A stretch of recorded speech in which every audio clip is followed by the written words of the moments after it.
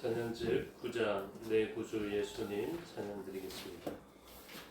9장 찬양드리겠습니다. 내 구주 예수님 찬양드립니다.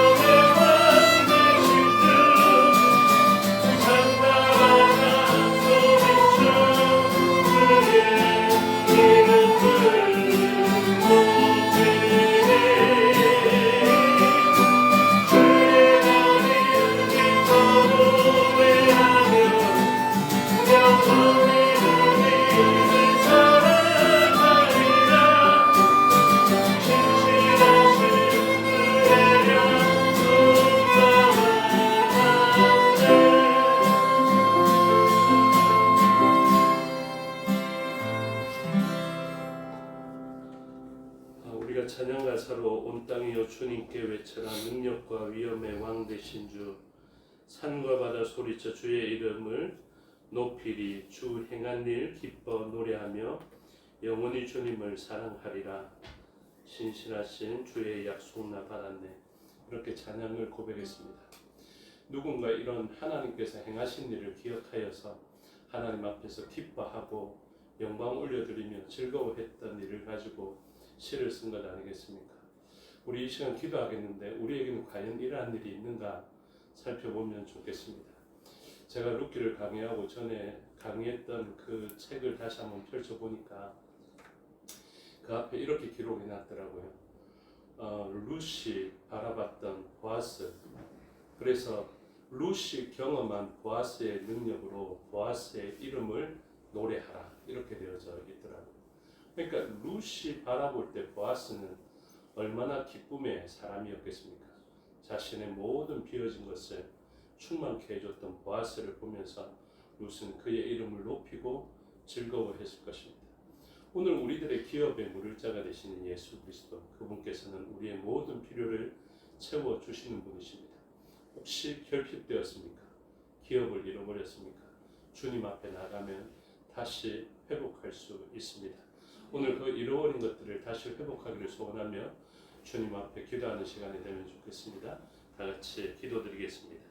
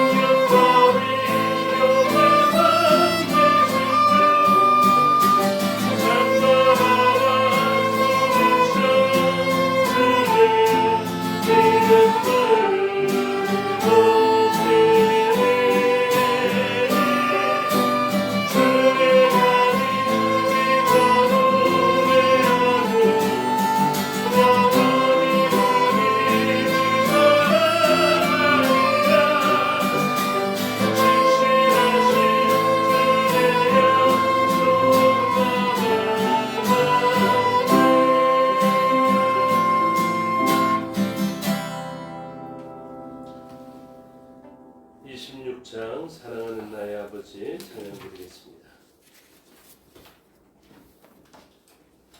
26장입니다.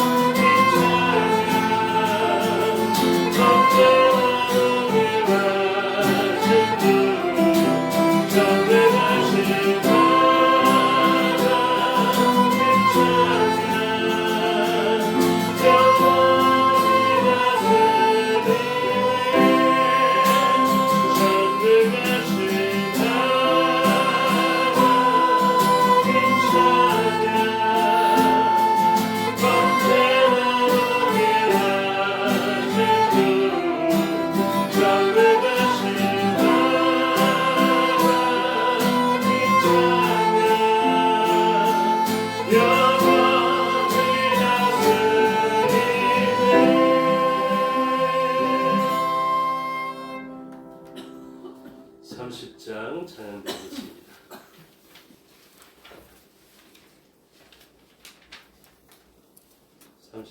찬양 드립니다. 아버지 당신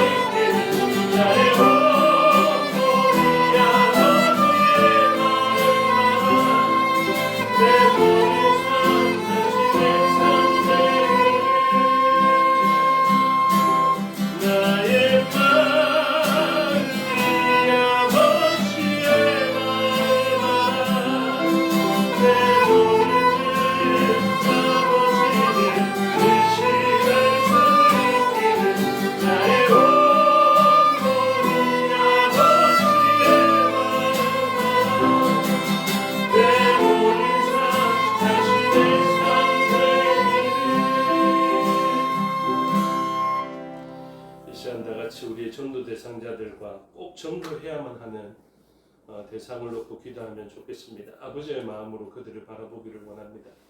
아버지께서는 그 영혼들을 바라보시며 눈물을 흘리고 계신데 우리는 아버지 보시는 것을 바라보지 못하고 우리의 푸른 풀과 실만한 물가를 보고 있는 것은 아닌지, 우리의 금과 은, 돈을 보고 있는 것은 아닌지 생각해보고 하나님께서 바라하시는 그 영혼을 우리가 바라보며 기도하면 좋겠습니다.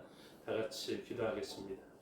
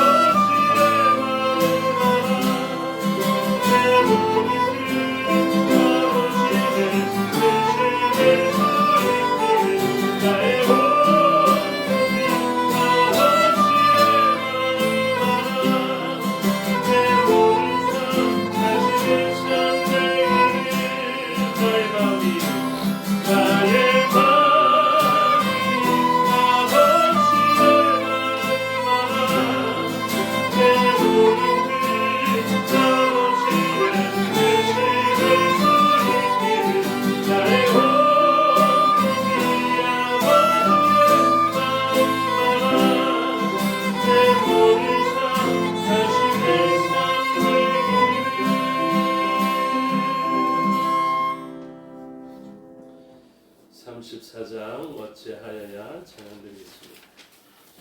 34장입니다.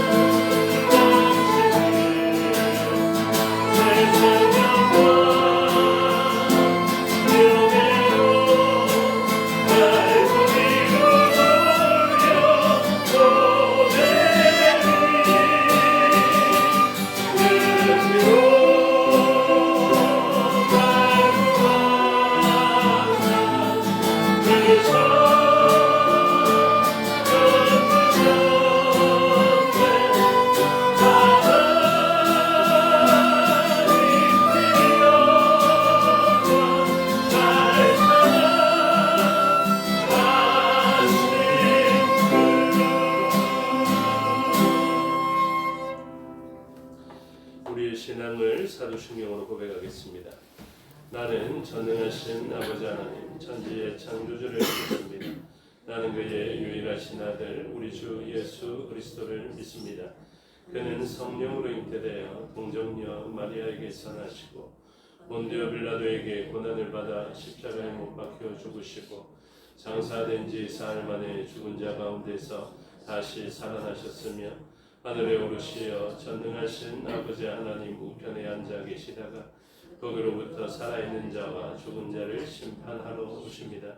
나는 성령을 믿으며 거룩한 공유회와 성도의 교제와 죄를 용서하는 것과 몸의 부활과 영생을 믿습니다. 아멘. 찬송가 327장 찬송드리겠습니다.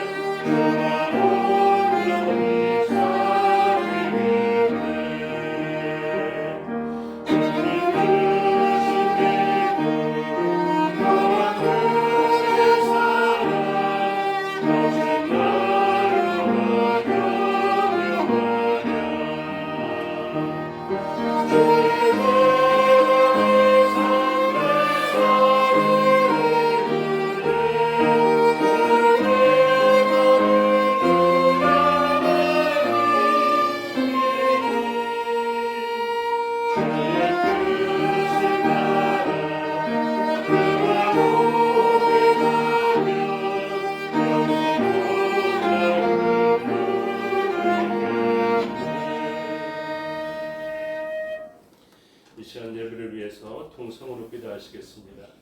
말씀을 듣는 우리의 심령과 전하는 저를 위해서 기도해 주시고 각처에 흩어져 있는 우리의 지체들을 위해서 기도해 주시고 이 나라 이 민족을 위해서 또 북녘 땅을 위해서 선교지와 선교사를 위해서 기도해 주시기 바랍니다. 다 같이 동성으로 기도하시겠습니다.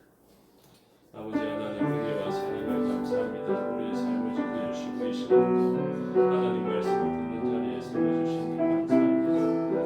우리가 이 말씀을 통해서 하나님 백성인 줄을 알게 해주시고 성령 하나님을 통해서 알게 되는 하나님에 대한 온전한 지식이 있게 해주셔서 하나님의 백성으로 살아가게 부족함이 없는 저희가 되게 하여 주시옵소서.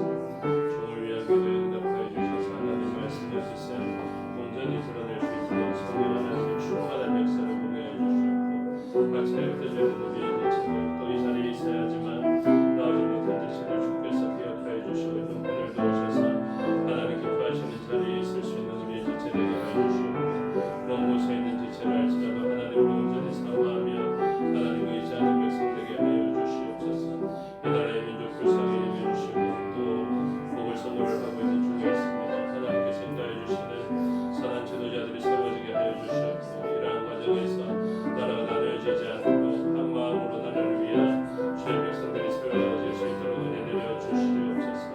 북녘 땅을 위하여서도 기도합니다. 각각해져가고 더욱더 폐쇄적으로 바뀌어가는 북녘 땅이 이제 남한과의 적대적인 관계 속에서 그들이 도모하는 것을 더욱더 강경하게 나타내고자 할 때 그들을 녹여낼 수 있는 복음의 능력이 그들을 부드럽게 하여 주시옵고 성령 하나님의 역사로 말미암아 그들의 마음이 부드러워져서 복음에 열려지는 마음을 낼 수 있도록 하여 주시옵소서. 복음으로 통일되어지는 나라 되게 하여 주시옵소서. 성교지와 성교사 기억하여 주시고 그 땅에 하나님의 나라를 세우며 확장시키고 할 때 하나님의 능력으로 사용받게 해 주시옵소서. 마케도니아를 주장하여 주시고 홀로 영광 받아 주시옵소서. 감사드리며 예수 그리스도 이름으로 기도드리옵나이다. 감사합니다. 하나님 말씀 보시겠습니다. 하나님 말씀 열왕기상 11장입니다. 구약 성경 열왕기상 11장 이 내용을 전체 내용을 보도록 하겠습니다. 솔로몬 왕이 바로의 딸 외에 이방의 많은 여인을 사랑하였으니 곧 모압과 암몬과 에돔과 시돈과 헷 여인이라. 여호와께서 이르시기 여러분의 대하여 너희는 그들과 서로 동원하지 말며 그들도 너희와 서로 동원하지 하게 하지 말며 그들이 반드시 너희의 마음을 돌려 그들의 신들을 따르게 하였으나 솔로몬이 그들을 사랑하였더라. 왕은 후궁이 700명이요 첩이 300명이라 그의 여인들이 왕의 마음을 돌아서게 하였더라. 솔로몬의 나이가 많을 때에 그의 여인들이 그의 마음을 돌려 다른 신들을 따르게 하였으므로 왕의 마음이 그의 아버지 다윗의 마음과 같지 않으며 그의 하나님 여호와 앞에 온전하지 못하였으니 이는 시돈 사람의 여신 아스다롯을 따르고 암몬 사람의 가증한 밀곰을 따릅니다. 솔로몬이 여호와의 앞에서 악을 행하여 그의 아버지 다윗의 여호와를 온전히 따르지 아니하고 모압의 가증한 그모스를 위하여 예루살렘 앞 산에 산당을 지었고 또 암몬 자손의 가증한 몰록을 위하여 그와 같이 하였으며 그가 또 그의 이방인들을 위하여 다 그와 같이 하는지라 그들이 자기의 신에게 분양하며 제사하였더라. 솔로몬이 마음을 돌려 이스라엘에 하는 여호와를 떠남으로 여호와께서 그에게 진노하시니라. 여호와께서 일찍이 2번이나 그에게 나타나시고 이에 대하여 명령하사 다른 신을 따르지 말라 하셨으나 그가 여호와의 명령을 지키지 아니하였으므로 여호와께서 솔로몬에게 말씀하시되 내게 이러한 일이 있었고 또 내가 내 언약과 내가 내게 명령한 법도를 지키지 아니하였으니 내가 반드시 이 나라를 내게서 빼앗아 내 신하에게 주리라.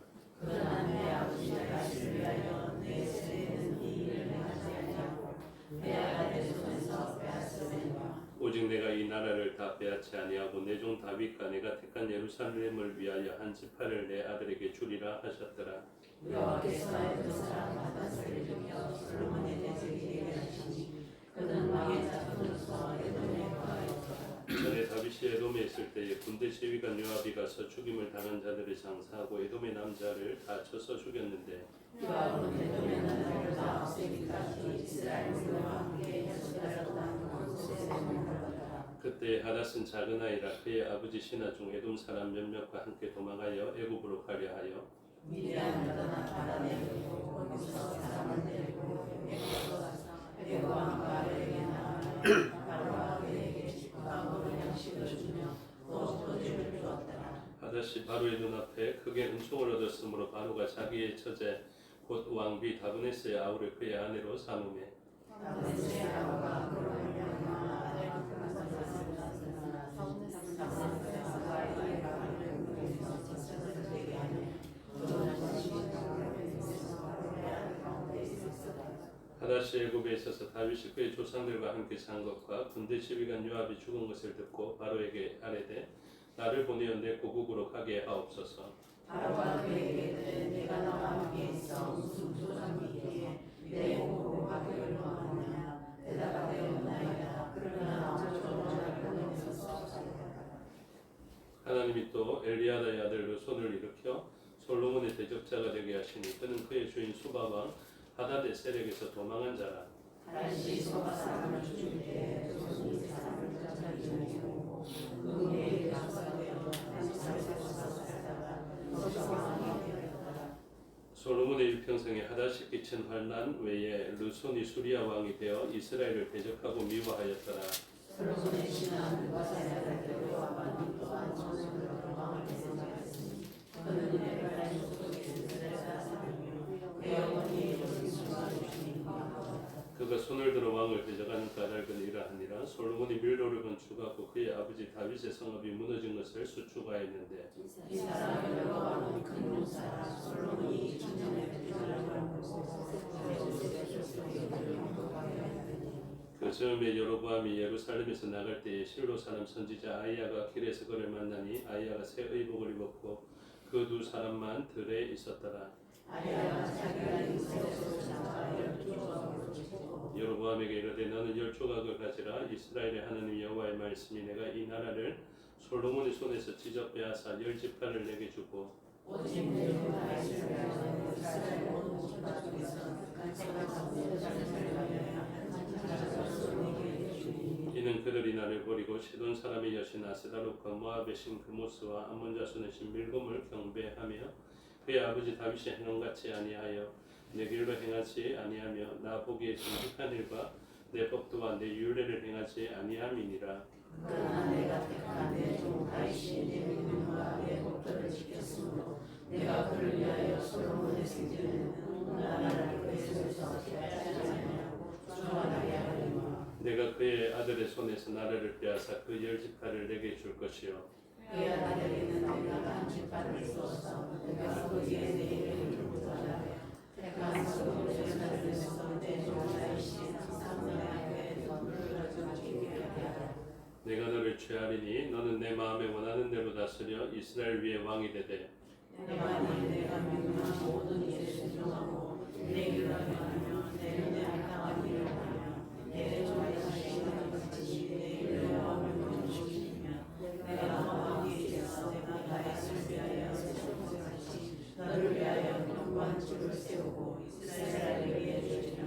내가 이로 말미암아 다윗의 자손을 괴롭게 할 것이나 영원히 하지는 아니하리라 하셨느니라 한지라. 이러므로 솔로몬이 여로보암을 죽이려고 여로보암이 일어나 애굽으로 도망하여 애굽 왕 시사에게 이르러 솔로몬이 죽기까지 애굽에 있었느니라. 솔로몬의 남은 사적과 그의 행한 모든 일과 그의 지혜는 솔로몬의 실록에 기록되지 아니하였느냐. 솔로몬이 예루살렘에서 이스라엘을 다스리는 40년이라. 함께 읽겠습니다. 솔로몬이 그의 조상들과 함께 자매 그의 아버지 다윗의 성읍에 장사되고 그의 아들 르호보암이 대신하여 왕이 되니라. 아멘. 기도하겠습니다. 아버지 하나님 은혜와 사랑을 감사합니다. 이 시간 하나님의 말씀을 듣겠습니다. 성령 하나님께서 가르쳐 주시고 마음에 새겨 주시옵소서. 종에게 능력 베푸사 하나님 말씀과 뜻을 온전히 드러내게 하여 주시옵소서. 감사드리며 예수 그리스도 이름으로 기도드리옵나이다. 아멘.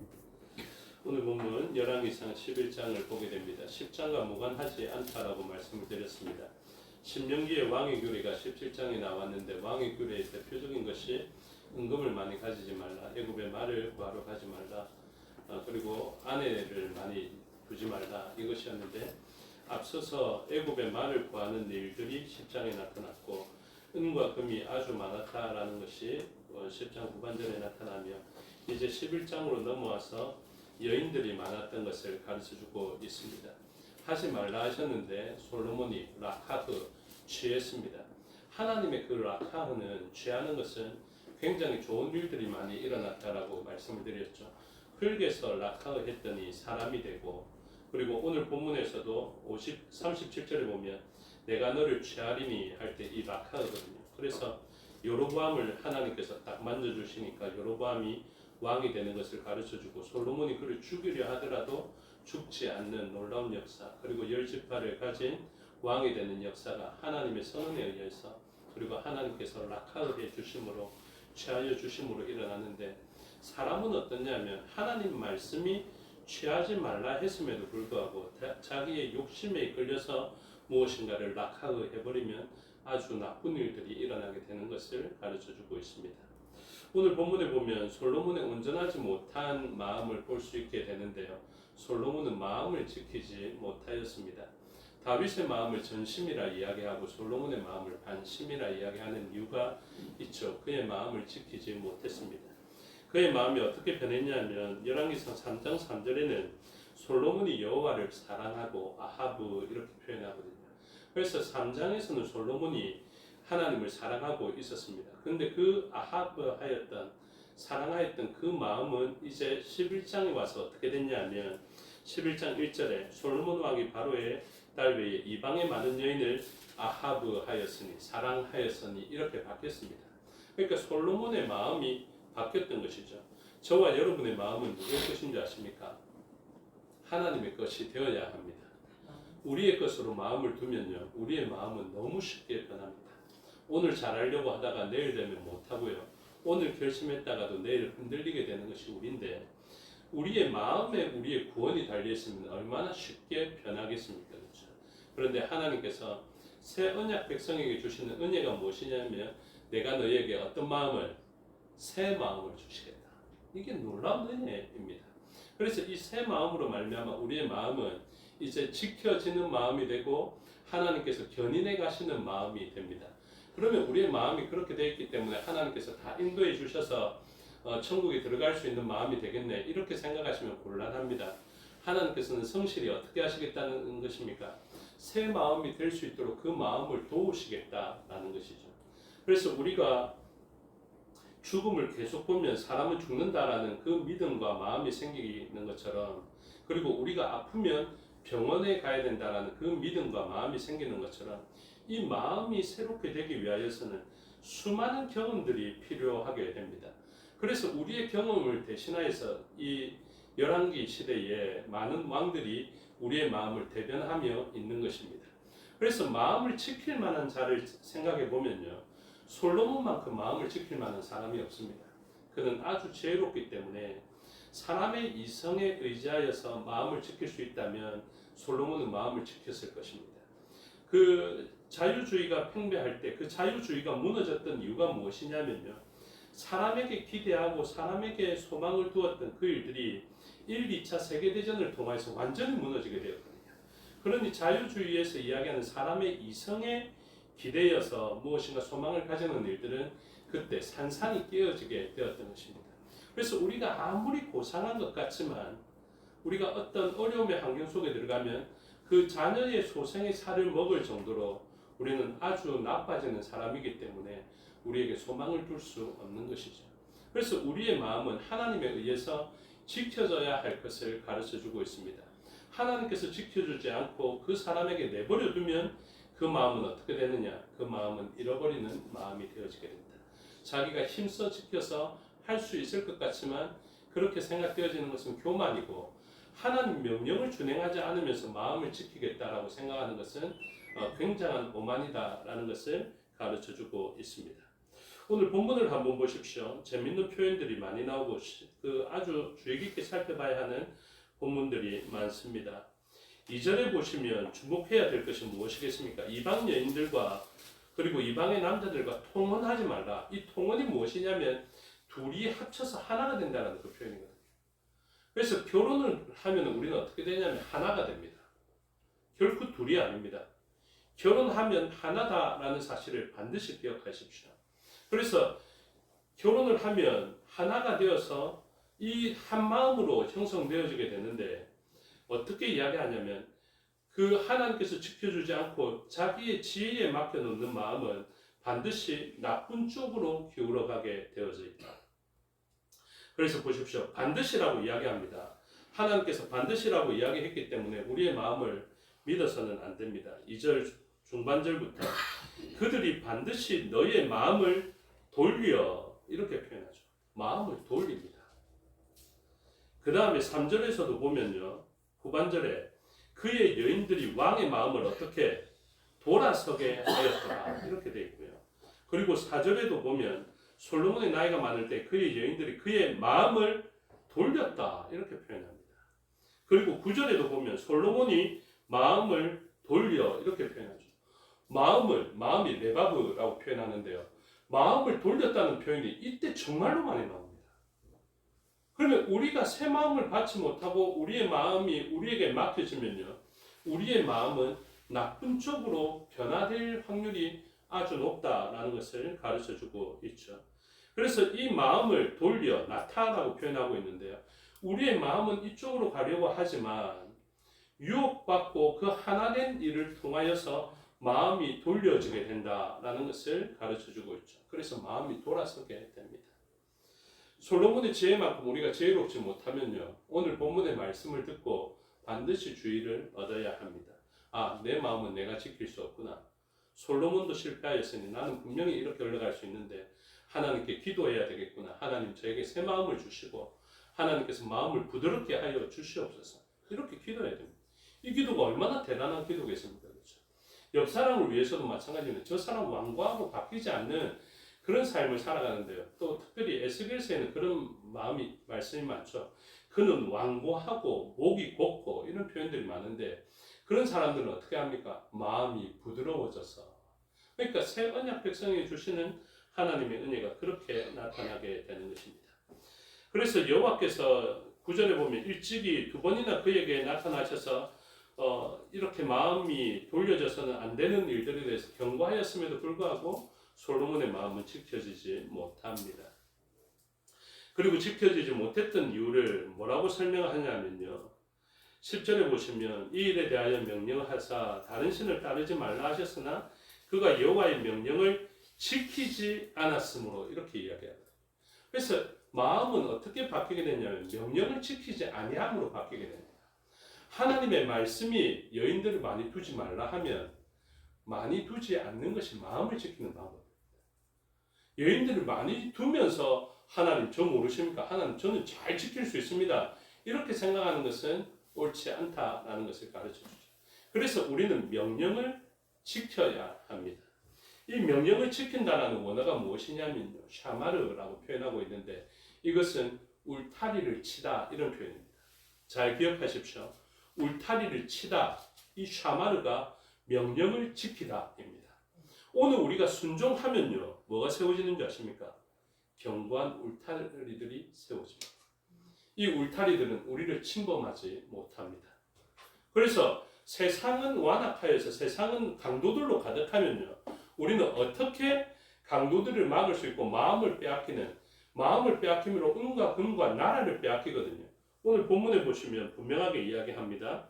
11절 후반절에 내가 반드시 이 나라를 내게서 빼앗아 내 신하에게 주겠다 이렇게 이야기하거든요. 이 나라를 빼앗기고 은과 금을 빼앗기고 처와 자녀들을 빼앗기는 일들이 언제 일어납니까? 명령을 지키지 못했을 때 일어난다. 그런데 이 나라를 지키는 일은 무엇입니까? 명령을 지키는 일이겠죠.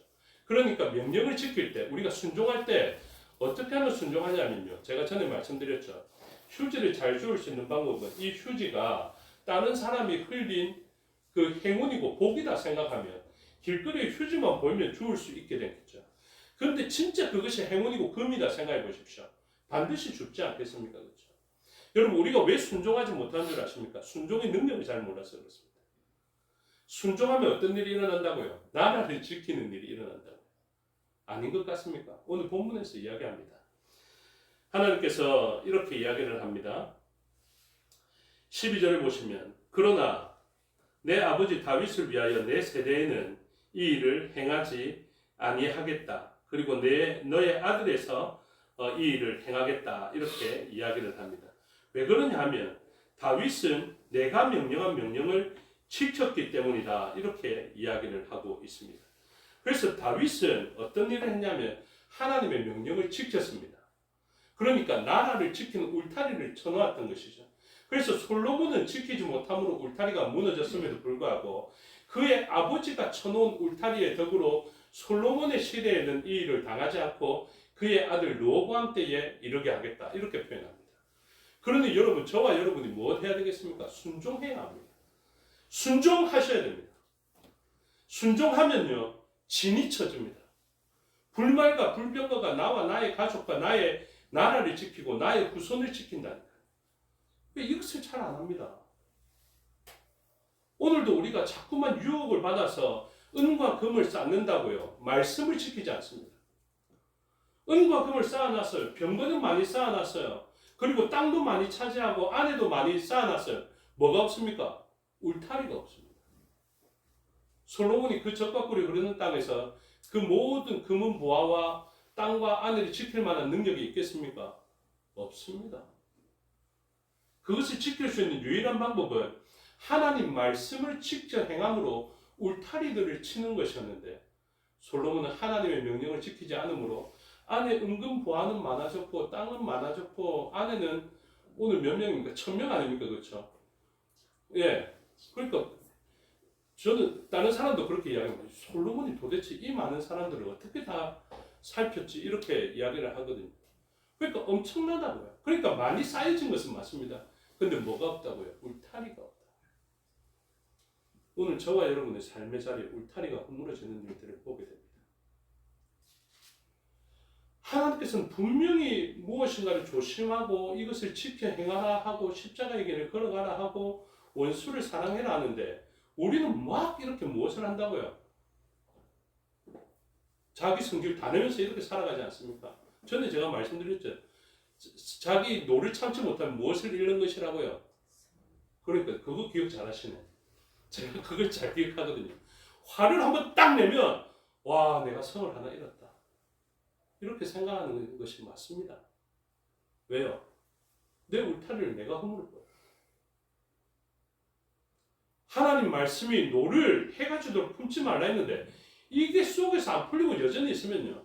아 내가 지금 성읍을 무너뜨리고 있구나. 성벽을 무너뜨리고 있구나. 이래 생각하시면 맞습니다.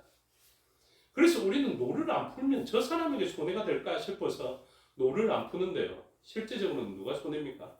자기가 손해가 나를 다 잃어버립니다. 이것이 진리의 말씀입니다. 솔로몬은 많이 쌓아놓고 좋은 것이 많았지만 말씀을 지켜 행하지 못함으로 말미암아 울타리가 다 무너지고 그것은 빼앗기게 된다. 누구에게 빼앗깁니까? 작은 아이라 불려졌던 이런 사람을 통하여서도 빼앗기게 된다. 이것을 이야기합니다. 하나님께서 나라를 빼앗아 이제 너희 신하에게 주겠다 하시면서 사람을 일으킵니다. 14절 여호와께서 에돔 사람 누구를 하닷을 일으켜 솔로몬의 뭐가 됩니까? 대적이 되게 합니다. 근데 하닷은 어떤 사람이었다고요? 17절에 그때의 하닷은 작은 아이다. 이렇게 이야기합니다. 그러면 이 사람 별것 아니라고요. 그러니까 이 별것 아닌 사람이 솔로몬의 나라를 빼앗을 수 있는 그런 사람이 됩니다. 다른 사람들도 마찬가지예요. 르손도 마찬가지입니다. 르손도 23절에 보면요. 엘리아다의 아들 르손이 일어나게 됐는데 후반절에 보니까 그의 주인 소바왕 하닷의 세력에서 무엇한 사람? 도망한 사람이라. 이렇게 이야기합니다. 여러분 작은 아이하고 도망한 사람한테 나라까지 잃어버리면 너무한 것 아닙니까? 그렇죠? 근데 솔로몬이 울타리를 잃어버리고 그 안에 좋은 것을 많이 쌓아놓으면요. 이런 작은 아이한테도 그리고 도망한 사람한테도 빼앗길 수밖에 없음을 기억하십시오. 저와 여러분이 견고하게 잘 지켜갈 수 있을 것 같습니까? 순종하지 않으면서 좋은 것을 지킬 수 있을 것 같습니까? 결단코 그렇지 못합니다. 순종해야 좋은 것을 지키고 견고한 성읍을 내어줄 수 있고 그 다음에 나의 후손도 지켜내는 실드를 칠 수 있다. 그것을 기억하십시오. 그래서 이러한 자들을 통해서 무너지게 되는 것을 보게 되는데 이 사람들이 컸던 장소를 한번 보십시오. 하닷이 일어나게 돼서 대적이 되는데 이 하닷은 작은 아이였음에도 불구하고 17절 후반절에 보니까 그 에돔 사람을 다 죽였는데요. 이때 살 수 있었던 유일한 방법이 작은 아이라서 살 수 있었습니다. 근데 어디에서 성장합니까? 애굽으로 가서 성장합니다. 솔로몬이 애굽으로 가서 그리고 애굽에 있는 아내를 취하여서 애굽 사람이 주는 땅을 취하고 있어서 그동안 좋았거든요. 그래서 하나님 의지하기보다 애굽을 의지하고 파라오를 의지하였더니 그 애굽의 파라오가 이제는 누구를 키웁니까? 솔로몬의 대적을 키우는 것을 가르쳐주고 있습니다. 왜 우리의 주변 사람들이 이렇게 만들어가는지 모르겠습니다. 이 사람 나한테 있어서 내가 말씀을 듣고 순종하면 이 사람은 나한테 너무 귀중한 사람이거든요. 근데 내가 불순종하면 이 사람은 뭐가 됩니까? 원수가 됩니다. 이게 얼마나 손해보는 일입니까?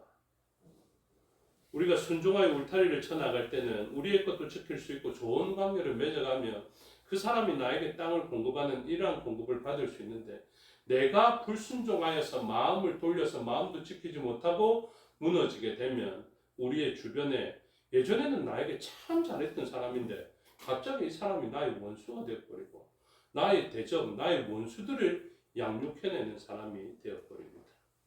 그래서 이 애굽으로 갔던 하닷은 어떻게 됩니까? 19절에 보니까 하닷이 바로의 눈앞에 크게 은총을 얻었으므로 바로가 자기의 처제 곧 왕비 다브네스의 아우를 그의 아내로 삼으며 이런 역할이라. 그래서 그도 솔로몬과 같은 지위를 얻게 되고 솔로몬을 대적하기에 부족함이 없는 자가 되어지게 됩니다.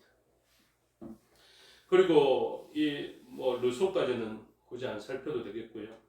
마지막으로 한 사람을 보십시오. 여로보암이 세워지게 되는데요. 이 여로보암이 솔로몬이 사용하였던 감독자였거든요. 그런데 이 사람도 이제 솔로몬의 나라 10개를 취할 수 있는 사람이 되어버립니다. 그 10개를 취한 여로보암이 자기의 집안과 나라를 잘 지킬 수 있는 방법이 38절에 나타나 있거든요. 내가 만일 내가 명령한 모든 일에 순종하고 내 길로 행하며 내 눈에 합당한 일을 하며 내 종 다윗이 행한 같이 나의 명령 율례와 명령을 지키면 울타리를 치면 내가 너와 함께해서 내가 다윗을 위하여 세운 것 같이 너를 위하여 견고한 집을 세우고 이스라엘을 내게 주리라. 아멘. 하나님 말씀이 이렇게 좋은 것을 가르쳐 주면요. 사실은 세상에서 이런 지식 전해주면 진짜 돈 많이 주셔야 됩니다. 이게 무엇입니까? 저와 여러분들의 집안이 견고하게 세워지는 비법을 가르쳐 주신 것 아닙니까? 분명합니다. 하나님 말씀을 듣고 순종하면요. 어떨 때? 순종하기 어려울 때 순종한 간증과 역사들을 딱 가지고 있으면요. 이 일은 하나님 제가 이 순종하였으니 하나님께서 우리의 집을 견고하게 세워주십시오. 요구할 수 있는 것입니다. 얼마나 좋습니까? 솔로몬이 이 여로보암을 죽이려 합니다. 죽이려 하지만 40절에 보시면 이러므로 솔로몬이 여로보암을 죽이려 하며 여로보암이 일어나 어디로 또 도망합니까? 애굽으로 도망합니다. 그가 의지했던 애굽이 자기의 나라를 무너뜨리는 사람을 키우는 인큐베이터로 딱 자리 잡게 되는 것이죠. 그렇게 무너집니다. 오늘 특별히 아주 주의 깊게 살펴봐야 되는 말씀 한 군데만 더 살피고 말씀을 맺겠는데요. 이 솔로몬의 마음을 뭐라고 이야기하냐면 온전하지 못하였다 이렇게 표현합니다. 4절 후반절에 보시면요. 그의 아버지 다윗의 마음과 같이 아니하여 그의 하나님 여호와 앞에 온전하지 못하였다라고 되어져 있는데 이 온전함이 무엇인지 아십니까? 이게 전에 이야기했던 샬람입니다. 샬람. 그래서 솔로몬의 마음, 샬롬몬 그러니까 샬롬의 솔로몬이 그러니까 평화의 왕이라서 샬롬의 어원을 두고 있는데 이 솔로몬이 평화 먹지 못하였다. 샬람하지 못하였다. 이렇게 이야기합니다. 제가 전에 이 샬람을 이야기했죠. 언제 이야기했습니까? 성전을 지을 때, 그러니까 너희가 제단을 쌓을 때 신명기 27장 6절에 의하면은 다듬지 않은 돌 이렇게 표현했죠. 다듬지 않은 돌에 다듬지라는 표현이 똑같은 표현입니다. 샬람 이것이거든요. 그걸 보십시오. 솔로몬의 마음이 온전하지 못하였다. 샬람하지 평화롭지 못하였다. 이것을 이야기하는데 이 평화롭지 못함은 어디에서 무너지는 것입니까? 하나님 말씀이 너희가 제단을 쌓을 때 다듬지 말라 하셨죠. 그러면 그 명령을 지켜서 다듬지 말아야 됩니다. 그렇죠? 그런데 솔로몬이 성전을 지을 때 어떻게 지었다고요? 열왕기상 5장에서부터 7장까지 솔로몬의 성전 건축이 나오는데 그의 왕궁 건축이 나오는데 가장 많이 사용된 단어가 다듬었다라는 가지트라는 원어입니다. 그러니까 우리는 눈치도 못 채잖아요. 그렇죠? 우리가 눈치채지도 못하는데 하나님께서는 이 원어로 가르쳐 줍니다. 무엇을? 다듬지 말라는 하나님의 명령이 있었음에도 불구하고 그가 다듬음으로 말미암아 그의 나라가 무너지게 되는 것입니다. 왜 다듬는다고 했습니까? 크고 화려하게 지으려고 다듬는다 했죠. 솔로몬의 성전 건축과 왕궁을 건축할 때 여로보암이 요셉 지파의 일하는 것의 감독이었습니다. 그러면 무엇인가를 크고 화려한 것을 짓기 위하여서 감독하고 노력하였다라는 것이 되어 있는데 열왕기상 5장에 나타나는 성전의 기초석을 지을 때 말입니다. 어떻게 지었냐면 귀한 돌을 가지고 크고 귀한 돌, 그러니까 전에 사람은 귀한 여인 할 때 가돌이라는 표현을 썼죠. 크고 귀한 돌로서 성전의 기초석을 삼았다 이렇게 표현하고 있습니다. 여러분 성전의 크고 귀한 것으로 지었던 기독교 역사가 있습니다. 언제인 줄 아십니까? 가장 크고 귀하게 지었던 성전, 베드로 성전 지을 때,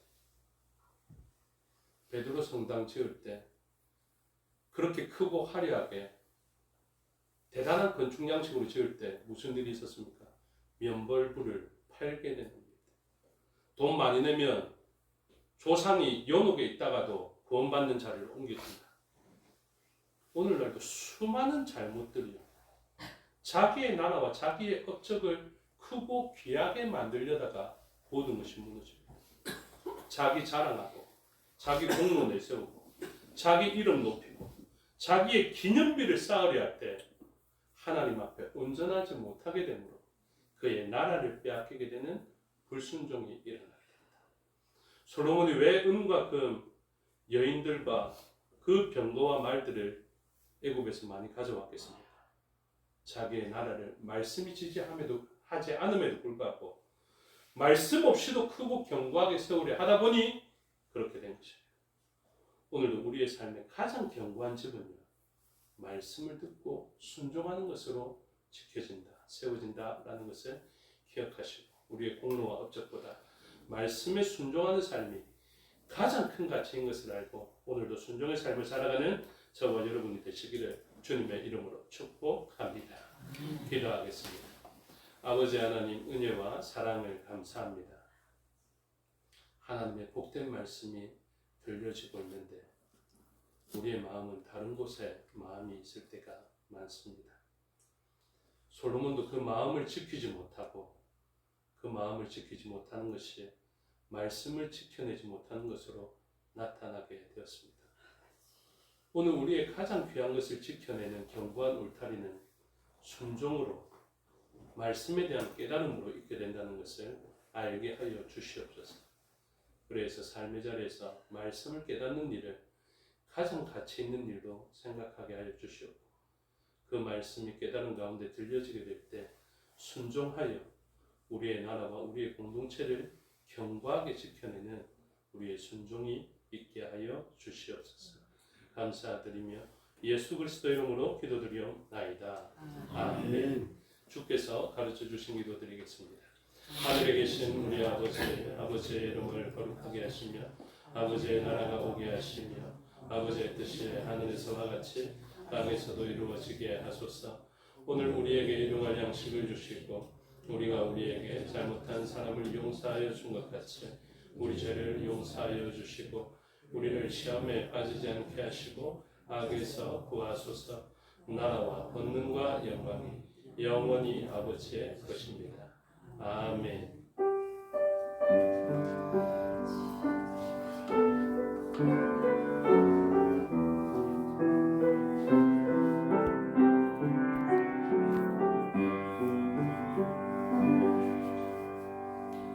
감사합니다. 수요 예배 순서를 마치겠습니다. 시간도 마칩니다.